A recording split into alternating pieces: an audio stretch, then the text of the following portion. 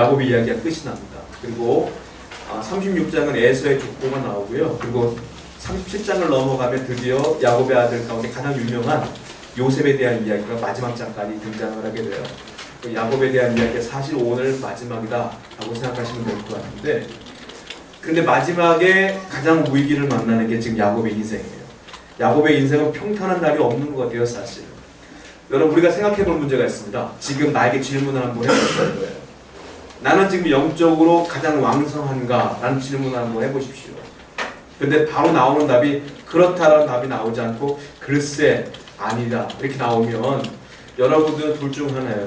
영적으로 퇴보하고 있든지 아니면 영적으로 약해져 있든지, 그 둘 중에 하나예요. 만약에 영적으로 내가 왕성하면 나는 지금 영적으로 풍성한가 왕성한가 했을 때 그렇다라고 나올 거예요. 그렇지 않다면 퇴보하고 있다는 거거든요. 그 넘어갈 문제가 아닙니다. 사실 이 질문은 굉장히 중요하고 신중하고 하나님께서 보실 때 가장 중요한 질문이라고 보시면 돼요. 왜냐하면 하나님은 우리가 영적으로 퇴보하길 원하지 절대로 원하지 않습니다. 항상 하나님은 우리가 영적으로 발전하길 원하며 풍성하길 원하며 왕성해지기를 원하셔요. 제가 이 얘기를 왜 하냐면 오늘 본문을 보면 야곱은 영적으로 완전히 퇴보했어요. 얼마 전까지만 해도 야복강가에서 하나님께 씨름하며 기도했던 야곱이 지금 세겜 땅에 거하면서 완전히 퇴보했어요. 그런데 그 퇴보한 야곱을 하나님 그냥 놔두지는 않습니다. 어떻게든 회복시켜 주셔요. 오늘 본문 보면 그런 문제가 나와요. 어떻게 회복시키느냐? 35장 1장을 한번 보십시오. 본문 1절 말씀입니다. 같이 한번 읽어볼게요. 시작. 하나님이 야곱에게 이르시되 일어나 베들로 올라가서 거기 거주하며 내가 내 형 에서의 낯을 피하여 도망하던 때에 내게 나타났던 하나님께 거기서 제단을 쌓아라 하신지라. 여기 보면 베델로 올라가라, 그리고 거기서 거주해라, 그리고 제단을 쌓아라. 이 말은 무슨 말이냐면 지금 야곱이 살고 있는 땅이 어디입니까? 세겜 땅이에요. 밑으로 40km만 내려가면 베델인데 안 갔잖아요. 지난주에 본 것처럼 세겜 땅이에요. 하나님이 말씀하신 거예요. 세겜에서 영적으로 퇴보했던 거예요. 야곱이 하나님이 말씀하셔요. 이제 베델로 올라가라. 그 말은 무슨 말이냐? 세겜을 떠나라 이 말이에요. 우리가 영적으로 퇴보했을 때 영적으로 회복하려면 정말로 영적으로 회복할 만한 곳으로 가야 되는 거예요. 거기가 어디냐? 우리의 베델이다. 베델이 어디예요? 예배가 있는 곳이. 거기가 어디예요? 교회 생활 잘하면 영적으로 회복되어져요. 근데 많은 분들이 교회 생활은 약간 두 번째, 세 번째로 밀려지고 내 삶의 문제가 더 중요할 때가 많아요. 그러면 100% 영적으로 퇴보할 수밖에 없다는 거예요. 하나님은 지금 세겜을 떠나라 이렇게 말씀하시면서 야곱을 영적으로 회복시켜 주시는데 5단계로 회복시켜 주셔요. 오늘 본문을 통해서 우리가 그 5가지를 보려고 해요. 첫 번째는 어떻게 야곱을 회복시키느냐? 첫 번째, 야곱이 한 일 아무것도 없어요. 하나님이 은혜의 장소로 초청하십니다. 하나님의 초청이 무조건 첫 번째. 하나님의 초청의 음성을 들어야만 되는 거예요. 그 음성을 듣고 야곱은 바로 하나님 말씀대로 순종해요. 그렇기 때문에 이게 가능해지는 거예요. 은혜로의 초청은 다양한 방법으로 이루어져요. 내가 성경을 읽다가도 그 은혜로의 초청이 올 수 있고요. 내가 누구와 대화하다가도 이루어질 수 있고요. 내가 예배하다가도 목사의 설교를 통하여 이루어질 수도 있는 거예요. 그러므로 언제나 우리가 하나님의 은혜가 있는 곳에 앉아있는 것이 가장 중요하다. 이게 중요해요. 자, 오늘 본문은 35장이지만 우리가 지난번에 34장을 봤잖아요. 34장을 보면 야곱은 그 가정이 가장 위기를 맞이합니다. 어떤 위기였어요? 자기 딸 디나가 세겜 땅을 거닐다가 세겜을, 하물의 아들 세겜을 만나서 겁탈을 당하고 그리고 붙잡혀가서 감금을 당했어요. 자, 이것으로 끝난 것이 아니라 그의 아들 가운데 시므온과 셋째 아들 레위가 그 세겜을 비롯하여 모든 남자를 다 죽여버렸습니다. 그 소식을 듣고 주위에 있는 그 원주민들이 화가 났어요. 그래서 군사를 모집해서 저 가족을 죽이자라고 해서 그들이 지금 야곱의 가족을 죽이려고 오는 거예요. 지금. 자, 야곱은 가족이죠. 가족. 그러나 야곱을 죽이려고 하는 사람들은 민족이죠. 이게 이길 수가 없어요. 지금 큰 위기를 맞이하는 겁니다. 그리고요, 이 사건으로 인해서 어떤 일이 벌어지냐면 야곱은 자기 딸이 겁탈을 당했음에도 불구하고 침묵했다고 제가 지난주에 설명해 드렸어요. 아무 말도 안 했고 대신 누가 행동을 했느냐? 둘째 아들 시므온과 셋째 아들 레위가 행동을 했어요. 그래서 가정의 리더십이요, 야곱에게 있었던 것이 누구에게 가냐면 아들들에게 흘러갔어요. 아버지가 뭐야? 아버지가 딸이 겁탈 때는 가만히 있어? 그래서 아들들 들고 일어나가지고 그 리더십이 아들들에게 흘러갔어요. 야곱은 한마디로 말해서 가정에서 좀 왕따가 나온 거예요, 지금. 정신이 멍해요. 지금 어떻게 할 바를 몰라요. 지금 그 상황이었던 거예요. 그런데 갑자기 하나님이 1절의 말씀 가운데 너 이제 일어나라 말씀했잖아요. 그때 정신이 든 거예요. 내가 지금 여기 세겜에 머물다 보니까 내 딸이 겁탈당하고 내 아들들이 살인자가 된 거예요. 그리고 내 가족이 몰살당할 위기까지 찾아온 거예요. 그때 깨닫게 된 겁니다. 야곱이 이러면 안 되겠구나. 그 정신을 차려요. 그런데 이미 때가 늦었어요. 야곱 스스로 이 위기를 극복할 힘이 없어요. 이미. 그런 놀라운 건 아까 1절 말씀 맞지 않습니까? 자, 34장 30절 한번 볼게요. 왜냐하면 그 위기 상황을 그대로 드러낸 건데 34장 30절 한번 읽어볼게요. 시작. 야곱이 시므온과 레위에게 이르되 이 땅의 주민 곧 가나안 족속과 브리스 족속에게 악취를 내게 하리이다. 나는 수가 적은즉 나를 치고 나를 죽이리니 그러면 나와 내 집이 멸망하리로다. 이게 사실이래요. 지금 두 민족이 연합을 한 거예요. 지금 뭐라고 써있어요? 가나안 족속과 브리스 족속이 지금 연합을 해서 나를 죽이려고 한다. 그러니까 우리 가족 끝났다. 어찌할 바를 모르는 거예요. 그런데 이 상황 속에서 어찌할 바를 모르는 상황 속에서 놀라운 일이 벌어지는 게 보면 35장 1절이에요. 아까 읽었죠? 그 말씀이 하나님 뭐라고 했어요? 야 이제 일어나라. 베델로 올라가라. 거기에 거주해라. 그리고 거기서 제단을 쌓아라. 하나님이 명령하신 것인데 이게 굉장히 중요한 구절입니다. 왜냐하면 야곱 외에도요. 믿음의 조상이었던 아브라함도 그렇고 이삭도 그렇고 많은 사람들이 하나님께 제단을 쌓았습니다.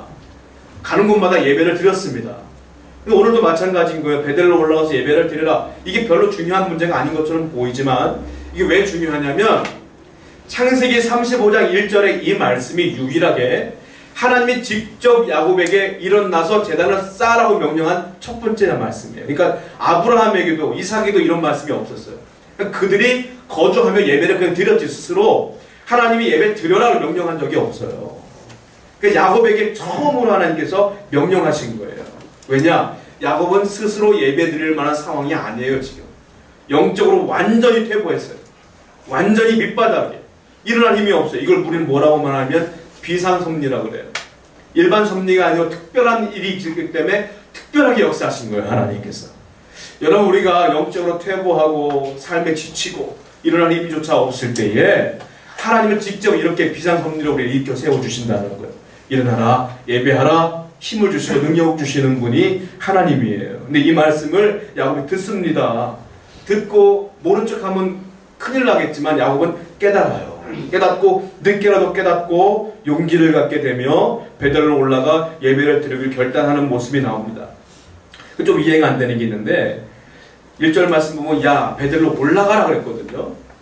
베델이 올라가는 장소가 아니에요. 왜냐하면 제가 지난주에 설명해 드린 것처럼 베델은 어딨냐면 요단강 서쪽에 있어요. 요단강이 있으면 동편이 아니고 서편에 있단 말이에요. 근데 베델 위에 세겜이 있어요. 그러니까 한 40km 떨어졌어요. 북쪽으로. 그리고 남쪽으로 40km 와야 베델이 있고 그리고 베델에서 20km 또 남쪽으로 가야 예루살렘이 있고 예루살렘에서 남쪽으로 30km를 더 가야 헤브론이 있는 거예요. 그러니까 지금 야곱이 지금 어디 있어요? 세겜에 있지 않습니까? 세겜에 있는데 하나님 베델로 올라가라고 하는 말은 좀 이해가 안 돼요. 북쪽이 아니고 남쪽인데 올라가라고 그래요.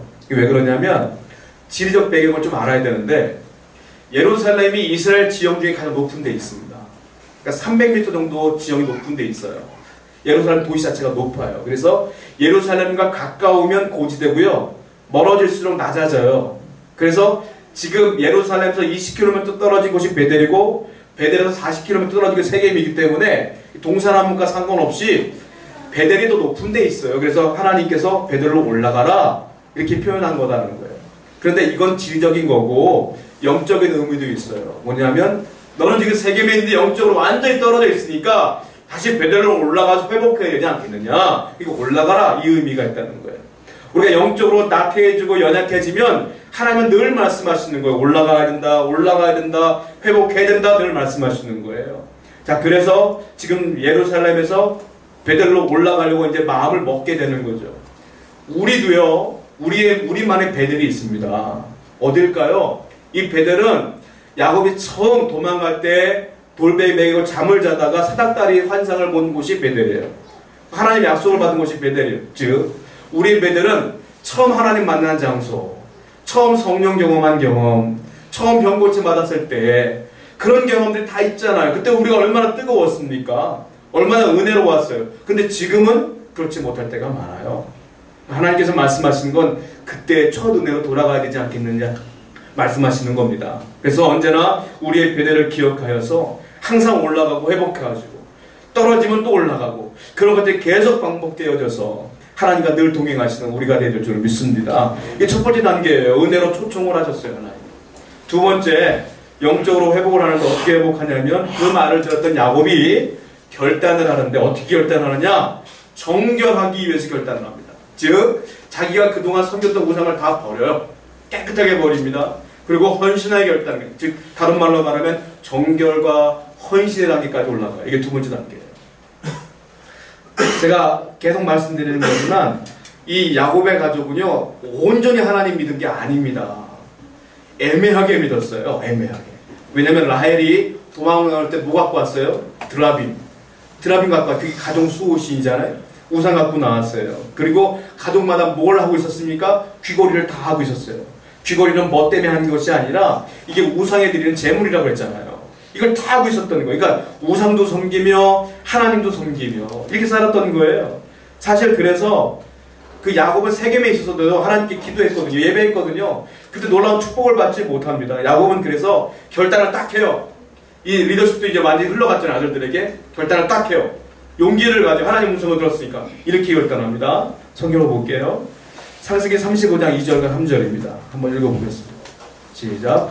야곱이 이에 자기 집안 사람과 이방 신상들을 버리고 자신을 정결하게 하고 너희들의 의복을 바꾸어 입으라.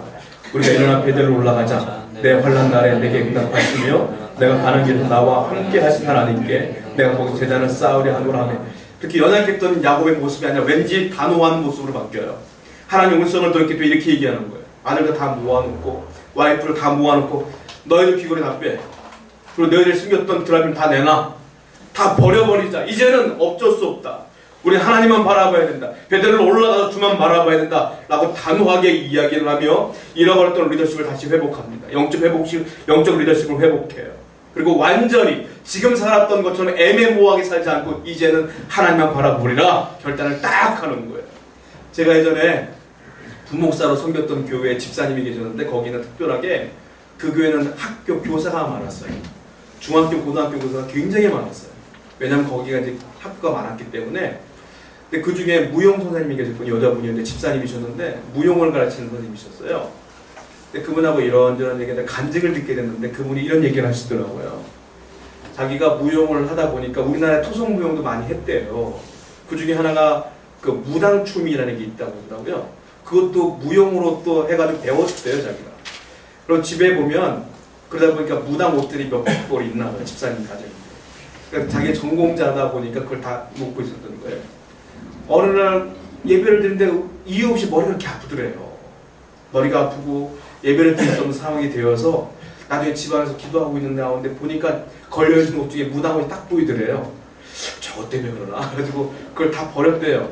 버렸는데 놀랍게도 그때부터 머리가 말끔해져서 지금까지 안 아팠다 이런 얘기를 하더라고요.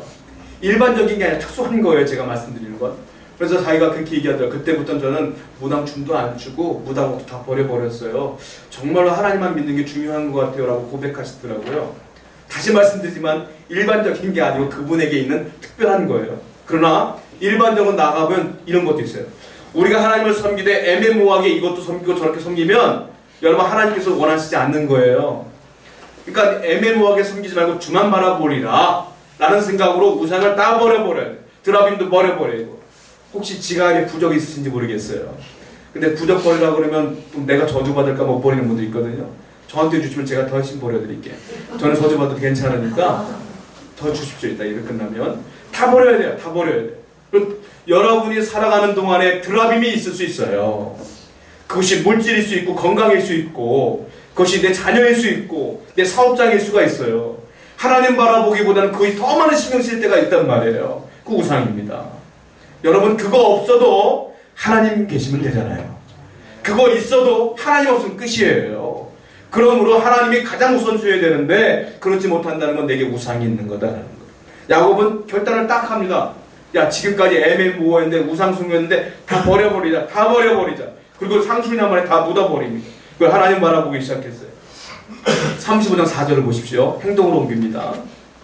35장 4절 읽어보겠습니다. 시작. 그들 자기 손에 있는 모든 이방 신상들과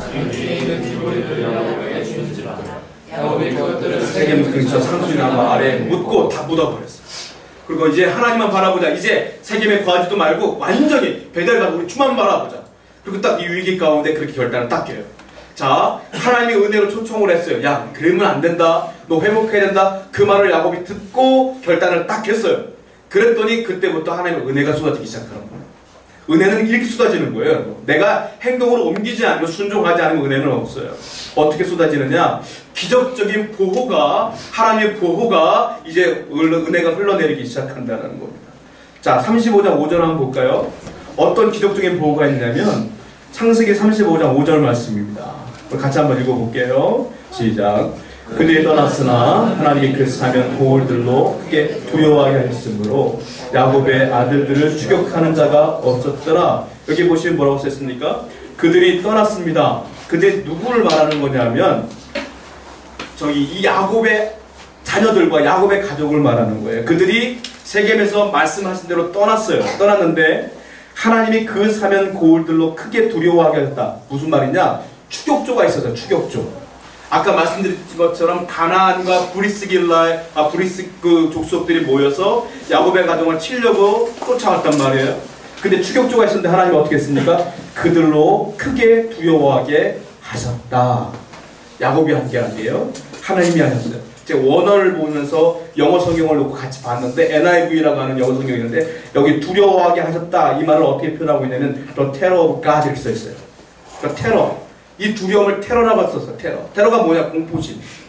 공포심. 즉 다른 말로 말하면 하나님의 공포. 이거예요. 하나님의 공포.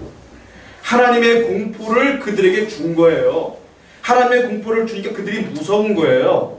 그래서 그들이 쫓아가려다가 갑자기 무서워진 거예요. 내가 저들을 쫓아갔을 때 어떤 일이 벌어질까? 그래서 쫓아가지를 못해요. 조금 더 자세히 볼까요? 자, 출애굽기를 볼게요. 출애굽기 23장 27절입니다. 한번 읽어보겠습니다. 시작. 내가 내 위엄을 내 앞서 보내어 내가 이를 곳에 모든 백성을 물리치고 내 모든 원수들이 내게 등을 돌려 도망하게 할 것이며 여기 보면 내가 내 위엄을 이런 단어가 있어요. 위엄. 위엄을 원어를 보면 똑같은 단어예요. 테러예요. 테러. 마이 테러예요. 즉 내 위엄은 나의 공포를 말하는 거예요. 내 공포를 보냈다. 애굽에게. 그래서 너희들이 출애굽을 할 수 있었다. 이 말을 말하는 거예요. 자, 그렇다면 우리가 결론이 나와요. 자, 두려움, 위험 전부 다 하나님의 공포라고 말하는데 이걸 어떻게 하나님께서 그들에게 보냈느냐? 이게 중요한 거예요. 어떻게 보냈냐면 출애굽기를 또 볼게요. 출애굽기 23장 23절입니다. 한번 읽어볼게요. 시작. 내 사자가 내 앞서 가서 아모리 사람과 헷 사람과 브리스 사람과 가나안 사람과 히위 사람과 여부스 사람에게로 인도하고 나는 그들을 끈들이니 내 사자가 이거 원어로 뭐라 말하면 천사를 말하는 거예요. 하나님께서 천사를 보냈다는 건데 야곱이요 천사를 많이 만났습니다. 언제 만났어요? 처음에 에서를 피해 베델로 도망갔을 때 천사를 봤어요. 어떻게 해요? 사다리에서 오르락 내리락한 천사를 봤어요.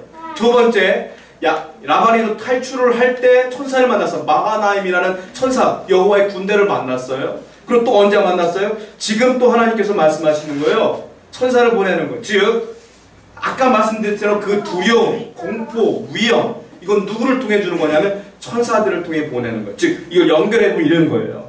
하나님의 공포라고 이름하는 천사를 그들에게 보낸 거예요. 그랬더니 출애굽기 23장 27절에 뭐라고 써있냐면 그 모든 백성을 물리치고 이런 단어였어요. 물리치고가 뭐냐면 혼란 속에 던져버린다는 뜻이에요. 그러니까 하나님의 공포를 주시면 사람들은 혼란스러워진다. 그러니까 지금 야곱을 쫓아가려고 했던 모든 군대는 모든 민족은 혼란스러워져서 못 가는 거예요. 못 가는 거예요. 하나님이 그렇게 만들어 놓으신 거예요. 여러분 귀한 진리가 있어요. 뭐냐? 야곱은 맨 처음에 사람들을 두려워서 침묵했고 딸이 겁탈당했음에도 불구하고 아무 말도 못했잖아요. 근데 어떤 일이 벌어졌어요? 딸이 겁탈당했죠. 아들들이 살인자가 되었죠. 지금 쫓겼죠. 그런데 야곱이 결단을 딱 하지 않습니까? 그리고 두려움이 사라졌잖아요. 하나님께 나가기로 결단을 했잖아요. 자, 야곱이 이제 세상을 두려워하지 않고 하나님 두려워했어요. 세상을 두려워하면, 내가 세상을 두려워하면, 내가 하나님께 불순종하면 내가 세상을 두려워할 수밖에 없어요. 그러나 내가 하나님을 섬기면 세상이 오히려 날 두려워하는 겁니다. 이게 세상 사는 진리예요. 여러분들이 인생을 살아가는데 고난이 있고 어려움이 있고 곤고함이 있다? 잘 체크해 보셔야 돼요. 그러면 나는 하나님께 순종하고 있는지를 보셔야 돼요.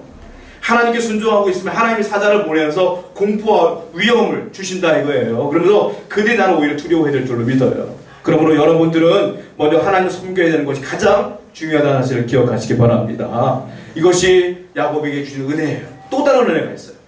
야곱이 하나님 말씀을 듣고 결단을 했더니 어떤 은혜가 있느냐면 두 번째 은혜가 있는데 하나님이 예전에 주셨던 그 언약에 대한 복에 대한 것들을 재확인시켜 주십니다. 잊어버렸던 복을 다시 기억나게 하시는 거예요. 야곱은 이미 복을 받았어요. 그러나 그걸 다시 확인시켜 주는 겁니다. 야곱은 오래간만에 베델로 가서 20년 만에 오래간만에 베델로 올라갔어요. 그리고 예배를 드렸어요. 7절 말씀 같이 읽어볼게요. 본문 창세기 35장 7절입니다. 시작. 그가 거기서 제단을 쌓고 그것을 엘베델이라 불렀으니 이는 그의 형이 낯을 피할 때에 하나님이 거기서 그에게 나타났습니다. 오래간만에 20년 만에 베델 올라가서 예배를 드리면서 뭐라고 하냐면 엘베델이라고 썼어요. 엘이 뭡니까? 하나님이라는 뜻이었어요. 베델은 뭡니까? 그냥 베델이에요. 다른 말로 말하면 베델의 하나님 이런 뜻이에요. 거기서 제단을 쌓고 베델의 하나님, 다른 말로 말하면 20년 전에 나를 만났던 하나님 얘기를 하고 있는 거예요. 엘베델 이렇게 쭉 얘기했어요. 자, 그리고 예배를 드렸지 않습니까? 자, 문제는 뭐냐면 그 이후에 복을 주셔요. 9절부터 12절이에요. 한번 읽어볼게요. 시작. 야곱이 밧닷 아람에게서 돌아오매 하나님이 다시 야곱에게 나타나사 그에게 복을 주시고 하나님이 그에게 이르시되 내 이름이 야곱이지만은 내 이름을 다시는 야곱이라 부르지 않겠고 이스라엘의 내 이름이 되리라 하시고 그가 그의 이름을 이스라엘이라 부르시고 나는 전능하신 하나님이라 총회가 내게서 나오고 왕들이 내 허리에서 나오리라.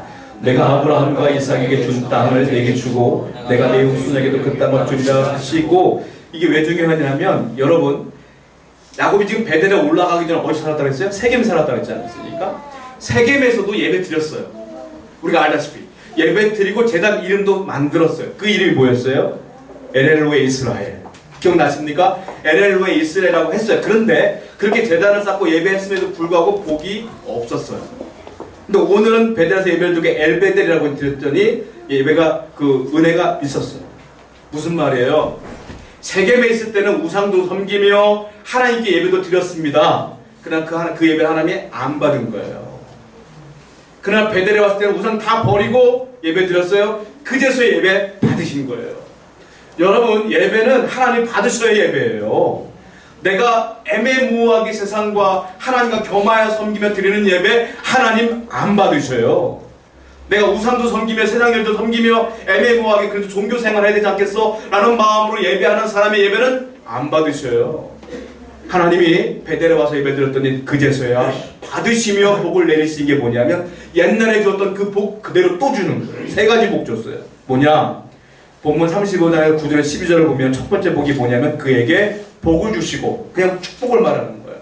그 두 번째 축복이 뭐냐면 11절에 야 네게서 왕들이 네 허리에서 나오리라. 다른 말로 말하면 너의 자손의 축복을 주겠다 이 말이에요. 그 마지막 축복이 뭐냐면 12절에 준 땅을 내게 주겠다. 땅의 축복이에요. 세 가지를 주시는 거예요 지금. 근데 이 축복은 이미 20년 전에 베델에서 받은 축복이거든요. 근데 아직 안 이루어졌다고 생각하고 있는 거죠. 근데 그 축복을 다시 말씀하시는 거예요. 여러분, 하나님은 야곱이 그렇게 세겜에서 엉망진창으로 살았어도 당신이 약속하신 건 절대로 초래하지 않습니다. 여러분들이 엉망진창으로 살아도 사실 그렇게 사시는 분은 없지만 하나님이 여러분에게 약속하신 건 거둬들이지 않아요. 여러분들을 고쳐 쓰시지.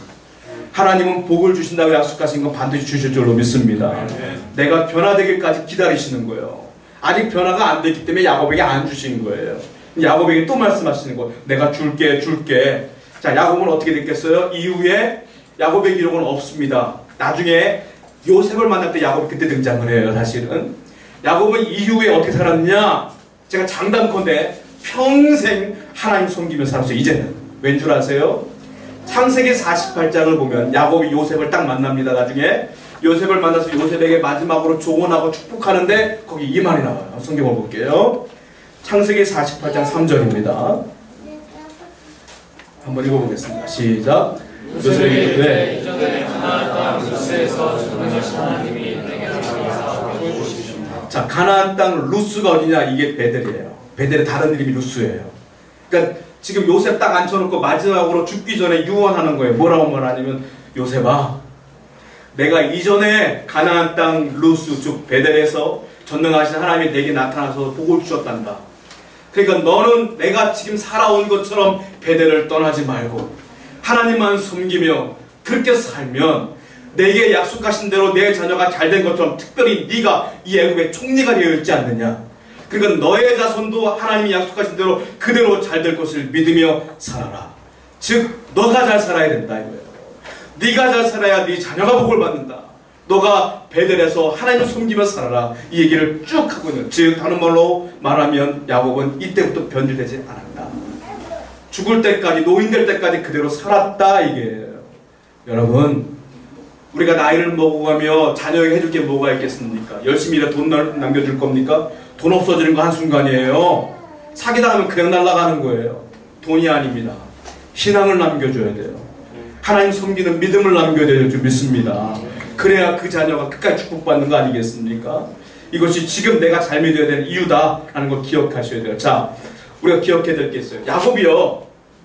야곱이 세겜에서 애매모호하게 살고 베델로 올라가지 않고 살았더니 어떤 일이 벌어지냐? 주위의 사람들이 고통받아.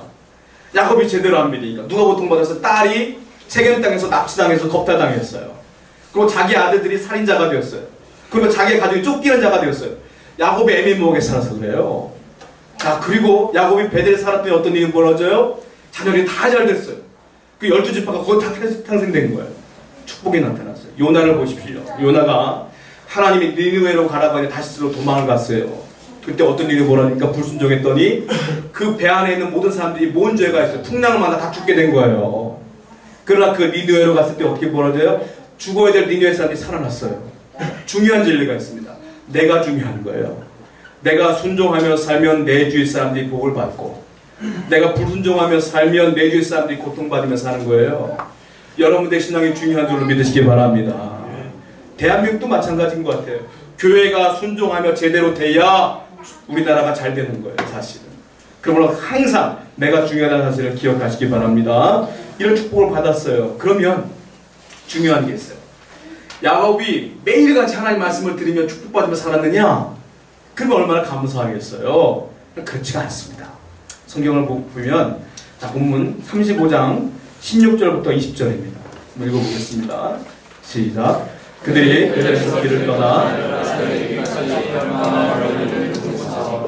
해산하게 되어 심히 고생하여 그가 난산할 즈음에 산파가 그에게 이르되 두려워하지 말라. 지금 네가 또 등남하느니라 하매 그가 죽게 되어 그의 혼이 떠나려 할 때에 아들의 이름을 베논이라 불렀으나 그의 아버지는 그를 베냐민이라 불렀더라.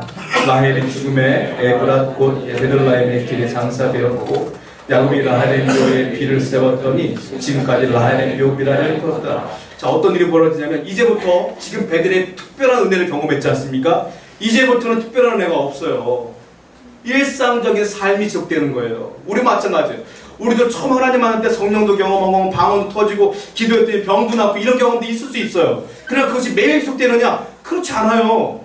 평상시에 삶이 지속되어지는 거예요. 야곱도 마찬가지였어요. 일상적인 삶이 지속되었어요. 그런데 오히려 그 삶 가운데 어려움이 더 찾아왔다는 거예요. 그 어려움이 뭐냐? 사랑하는 아내 라헬이 죽었어요. 그것도요, 제 수명을 다 채워 죽은 게 아니라 애기 낳다 죽었어요. 베냐민 낳다 죽었어요. 여러분, 라헬이 누굽니까? 야곱이 가장 사랑하는 아내 4명 중에 가장 사랑하는 아내가 라헬이었잖아요. 그 아내가 죽어버린 거예요. 지금 제가 얼마 통계를 보니까 그 배우자가 사망하면 가장 스트레스를 많이 받는다고 하더라고요.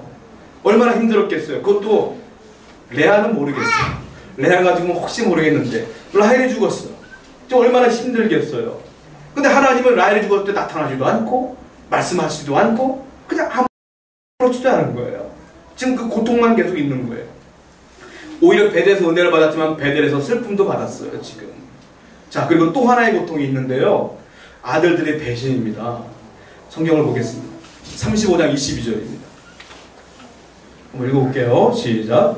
이스라엘이 그 땅에 거주할 때에 루벤이 가서 그 아버지의 첫 비라라 동침함에 이스라엘이 이를 들었더라. 야곱의 아들 12이라. 자, 야곱에겐 4명의 아내가 있었어요. 첫 번째 레아, 두 번째가 라헬. 근데 아기 낳기 경쟁이 벌어지면서 레아가 실바, 라헬이 자기 여종이었던 비라를 남편에게 주었어요. 그리고 이제 첩이 된 거죠, 빌하가. 그런데 레아가 또 가만히 안 있어. 자기 노예였던 또 실바를 야곱에게 줬어요. 그러니까 실바와 비라까지 얻게 돼 4명이 된 거야, 아내가. 자, 비라가 누구냐? 라헬, 그렇게 사랑했던 라헬의 여종이었던 여자가 비라예요. 그러니까 우리가 알다시피 야곱은 라헬만 사랑했단 말이에요. 라헬이 죽은 거예요, 지금. 근데 비라가 누구냐? 라헬의 여종이었고 라헬과 비라를 특별히 야곱이 사랑했었어요. 그런데 지금 큰일이 벌어진 거예요. 큰아들, 첫아들 루벤이, 비라가 누구냐? 서모잖아요. 어머니잖아요. 피 섞인 엄마는 아니지만 서모예요. 그 엄마를 덮쳐버렸어요. 이 큰아들이. 이 못된 일이 벌어져요. 동침한 겁니다. 그래서 아버지로부터 이 루벤이 버림받아요. 너는 내 아들 아니야 라고 해요. 근데 이 사건만 보시면 안 돼요, 사실. 여기에 특별한 숨겨진 뜻이 있어요. 무슨 말이냐? 가정 내 파워게임입니다. 루벤이 보니까 우리 엄마는 레아인데 아버지가 라헬이 죽었어도 보니까 비라를 더 아껴. 우리 엄마는 영원히 이러다가 사랑 못 받고 끝날 것 같은 거예요, 아들이. 화가 이렇게 났어요. 이러다 보면은 비라와 아버지가 또 짝짝꿍 되는 거 아니야? 화가 이렇게 튀어나와가지고. 그러면 여기까지 나오는 거예요. 나중에 아버지가 죽을 때 그 이 많은 재산은 누구에게 가는가? 비라에게 갈 거 아니에요. 그럼 비라의 아들들도 있단 말이에요. 그 아들들이 흘러갈 것 같은 거예요. 이 루벤이 총대를 매길 결정을 해요. 그래서 비라를 잡아다가 서모와 함께 동침해 버립니다. 그래서 그 비라가 아버지에게 미움받도록 일부러 한 거예요. 지금 이렇게 일부러 해버리고 우리 엄마 레아를 사랑하게 다오, 이 얘기를 하는 거예요. 파워게임이 이루어지는 거예요. 유산을 둘러싼. 이게 지금 야곱의 가정이에요, 여러분. 아까 베델에서는 그렇게 큰 은혜를 보는데 그 위에는 라헬도 죽죠. 가정에서 이런 일들이 벌어지죠. 그 놀라운 게 있어요. 예전 같으면 야곱이 세겜 땅으로 갈 텐데 이후로 세겜으로 가지 않습니다. 야곱은 이제 하나님 떠나지 않습니다. 이런 일이 벌어져도 하나님 떠나지 않습니다. 그럼 베델에 머물다가 어디로 가느냐면 마지막에 자기 아버지가 살고 있는, 이삭이 살고 있는 헤브론으로 내려가요. 절대로 떠나지 않아요. 성경을 볼게요. 35장 27절 본문 읽어보겠습니다. 시작. 야곱이 기른 아르바에 마므레로 가서 그의 아버지 이삭에게 이르렀으니 기른 아르바는 곧 아브라함과 이삭이 거류하던 헤브론이었더라. 헤브론 내려가서 아버지를 보려고 딱 내려가요. 지금 이삭은 야곱을 몇 년 만에 보느냐? 40년 만에 봅니다. 근데 아들을 보자마자 이삭은 180세에 죽어요. 이삭에게 이제 없어요. 안 나와요. 여러분, 중요한 진리가 있어요. 야곱은 그 큰 은혜를 겪은 다음에 이제 삶에 어떠한 문제가 어려움이 있어도 하나님 안 떠납니다. 이게 야곱의 변화된 모습이에요. 절대로 우리가 일상적인 삶에는 어려움이 있어요. 그러나 하나님 바라보는 여러분은 절대로 한 떠나지 마시기 바랍니다. 그럼 하나님의 은혜가, 은총이 여러분 가운데 있을 줄로 믿습니다. 이 사실을 기억하여서 평생의 삶을 결단하며 사는 저와 여러분들에게 축원드립니다. 우리 말씀을 기억하면서 찬송하도록 하겠습니다. 405장입니다.